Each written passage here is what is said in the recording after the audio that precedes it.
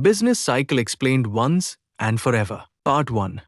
Why does every economy experience booms and recessions? Imagine your favorite restaurant. People are waiting outside for a table. Seeing the growing demand, the owner hires more chefs and waiters. He buys more vegetables, rice, cooking oil, and other ingredients from suppliers. Food delivery companies receive more orders. Farmers sell more produce. Workers earn higher incomes. With that income, they buy clothes, mobile phones, groceries, and many other products. Suddenly, one busy restaurant has created business for dozens of other industries. The entire economy becomes more active. Everything seems to be moving in the right direction. But 6 months later, something changes. Customers begin eating out less often. The restaurant receives fewer orders. The owner reduces purchases from suppliers. Some temporary workers are no longer needed. Those workers now spend less.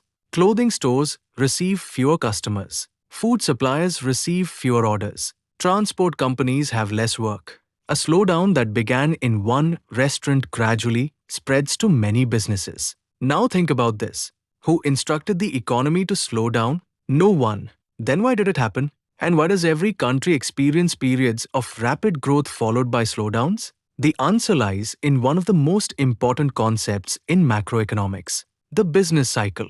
By the end of this video, you'll understand not only the 4 phases of the business cycle, but why they happen. Once you understand the logic, you'll never need to memorize this topic again. What is a business cycle? Every day, millions of households decide how much to spend. Businesses decide how much to produce. Banks decide how much to lend. Investors decide where to invest. Governments introduce economic policies. None of these decisions happen in isolation. Each decision influences many others. When these decisions increase spending and investment, businesses expand production. Employment rises and incomes grow. When they reduce spending and investment, production slows, employment falls, and incomes decline. Because these decisions keep changing, the economy never grows at exactly the same pace. Instead, it moves through recurring periods of growth and slowdown. Economists call this recurring pattern the business cycle.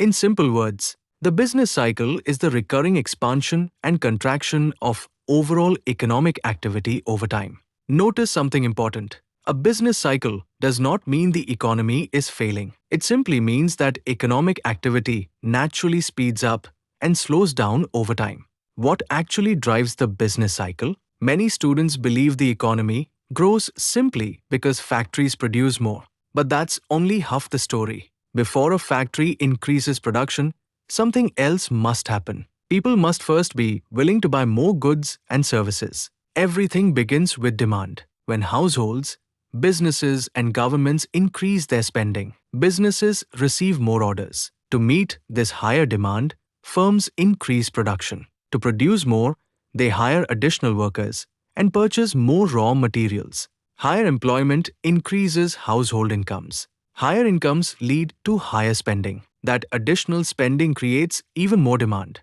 The economy continues expanding. Now reverse the process. Suppose consumers become uncertain about the future and reduce spending. Businesses receive fewer orders. They reduce production. Some companies postpone expansion. Others reduce hiring or cut jobs. Lower employment reduces household incomes. Lower incomes reduce spending even further. Businesses receive even fewer orders. The slowdown gradually spreads throughout the economy. Notice something remarkable. No one planned this.